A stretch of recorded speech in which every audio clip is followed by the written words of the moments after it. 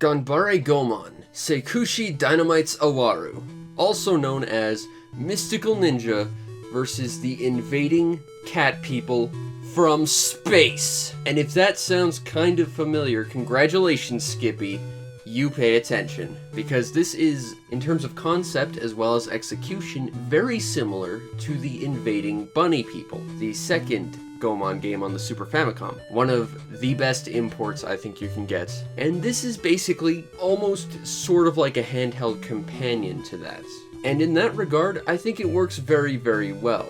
Certainly doesn't have anywhere near as much content or anything, but it's still an excellent, sort of almost alternative version, although they are still very much their own games. Now the story, near as I can tell, follows Goemon and Abisumaru, hanging out on opposite sides of the country because reasons. I'm pretty sure Abisumaru's hanging out on one side of the country just for snacks and Goemon's looking for treasure or some nonsense. Except, because the Japanese dream team of hot-blooded ninja heroes are no longer together, now is when the invading cat people show up and try to destroy the world using cat robots. So now our two heroes must, once again, meet up, become the Japanese hot-blooded ninja dream team, and take those kitties to the litter box.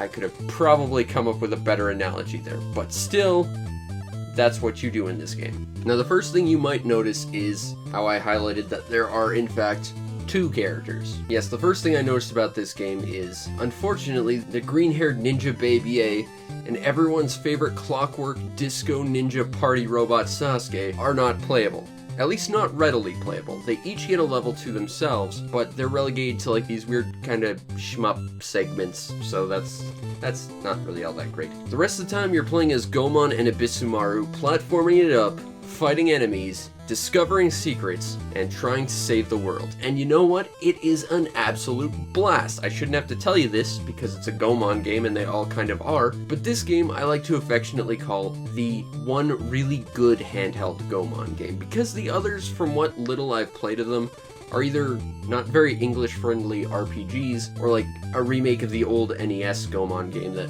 really wasn't that great to begin with. At least, again, this is based on what little I've played from them, and that was a long time ago, but still, this one takes a lot of cues from the Super Nintendo platformers, which I consider to be, with maybe the exception of that kind of wonky but still very awesome 3D platformer on the N64, to be the golden age of Goemon. And it's literally that, just portable, and that's great. Now that said, it does deviate from the standard 2D Goemon platforming traditions in a few ways. First and foremost, your two playable characters are actually pretty much identical in terms of gameplay. In the other Goemon games, Abisumaru and Goemon would almost play completely differently, with Abisumaru being a slower, heavier hitter, whereas Goemon would be sort of the average everyman. In this one, they basically play identically with the exceptions of their actual attacks. Goemon attacks with his pipe and throws coins, whereas Abisumaru stole Ukyo Kawanji's spatula and fights with that for whatever reason, and shurikens. The only other difference between the two is prior to them meeting.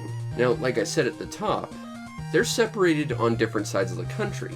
So whereas Goemon is your standard platformer of running left to right and defeating everything in your way to get to the end, Abisumaru actually runs from right to left. Again, up until the point where they meet, which is like 4 levels in for the two of them, at about the halfway point of the game. However, that's not where running right to left ends. Occasionally later on, there will be other iterations of this, and it does really spice up the platforming. It really does feel like a genuine change of pace, considering that this entire genre kind of pre-assumes you're going from left to right. That's just how it's done. So to swap it up, even though it's such a small thing and it's honestly largely inconsequential, it's very refreshing. In addition to just running around hitting enemies, you also have many secrets to discover. Like most other Goemon games, there are fortune cat dolls to be found.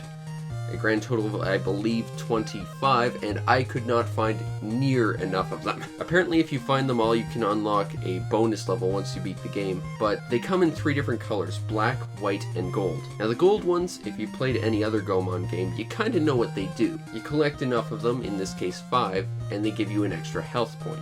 If you collect all the white ones, you increase Goemon's power and allows him to destroy hidden walls, which allows you to continue to explore all the hidden nooks and crannies of levels, and presumably find even more. And if you find black ones, you can use Ibisumaru's ability to shrink down. Not dissimilar to the aforementioned awesome 3D N64 platformer I talked about a few seconds ago. At least as far as what few guides I can find on this game say anyway. Like I said, I wasn't able to find near enough of them. They are hidden really well. In fact, there's like this one right here that's right out in the open. No idea how to get it. They are really challenging, and you know what? That just gives you an extra level of replayability. Because, you know, you gotta collect them all if you want to see that secret level, or you want to see those secret powers, or just, you know, have an easier time. I couldn't even find enough to boost my health once and had to go into the final fight with bare minimal health. And that actually leads me to another thing I noticed about this game. Like I said, I just went through the entire game with the bare minimal amount of health, and I didn't really have too many actual issues with this game. This game is wildly easy compared to the other Goemon games I've played, and that's not necessarily a bad thing.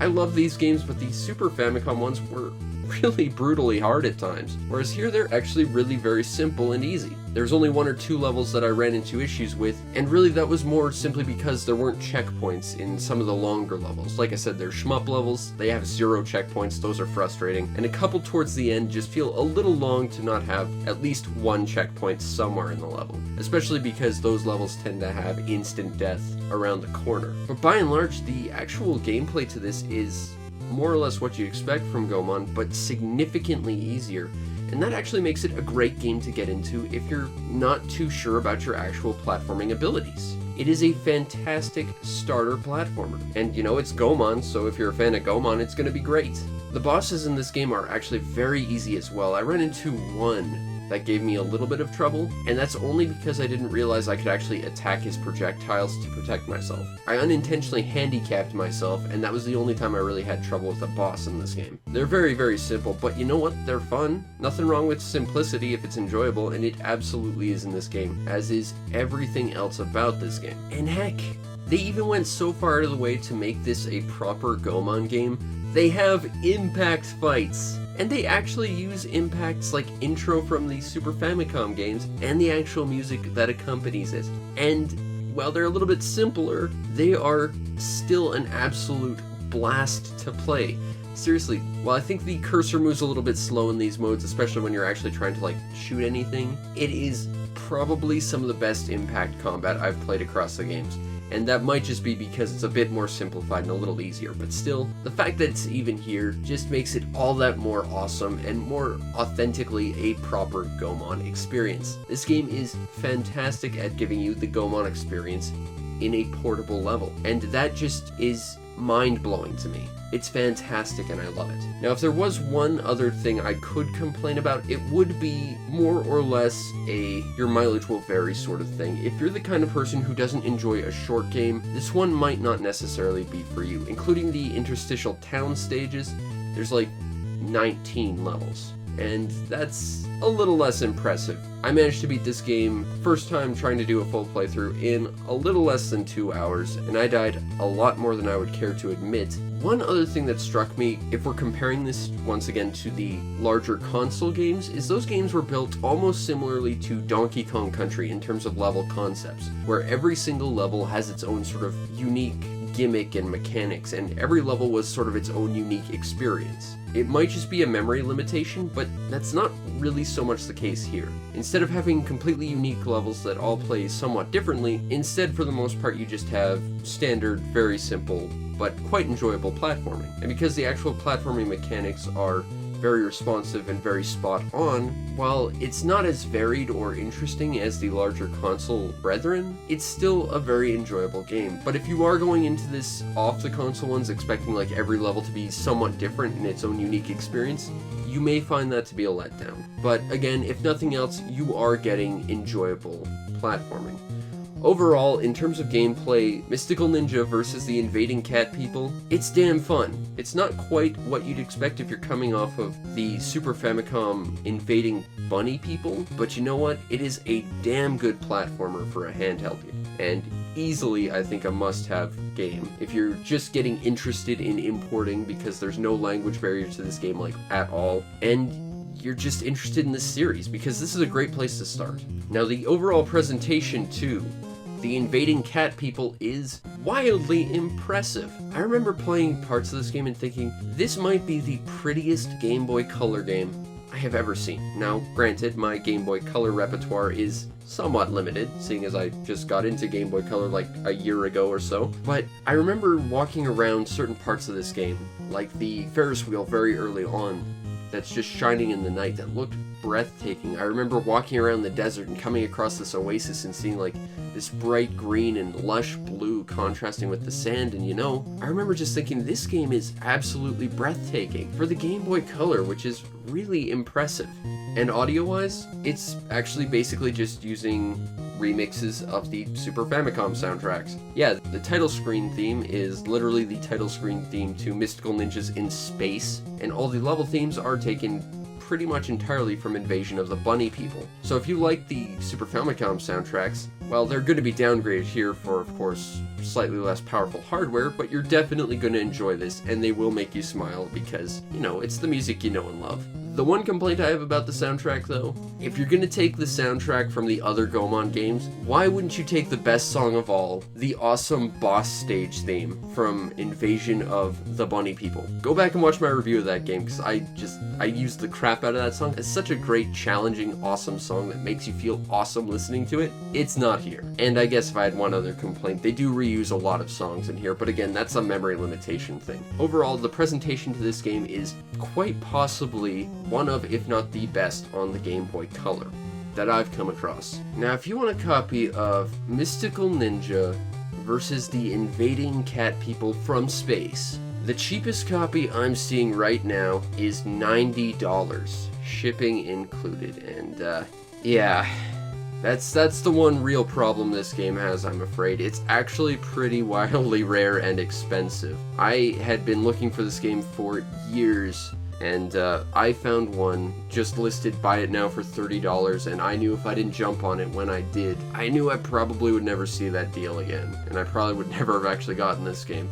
And that's honestly the one thing that stops me from recommending this game, because it's a fantastic game in the Goemon series. In fact, it's a fantastic entry point in the Goemon series because it's so much simpler and so much easier than the rest. There's absolutely no barrier to entry in terms of language or translation. It's entirely playable in Japanese, and it is just a fantastic representation of Goemon on the handheld. The only other thing that would prevent me from recommending this game, honestly, is simply that you could get the Super Famicom games. If you haven't gotten them already, you absolutely should, because they are wildly inexpensive, and they're just as much fun, and like I said, they tend to throw a lot more concepts at you a lot quicker, and it tends to be a little bit better developed in terms of the experience.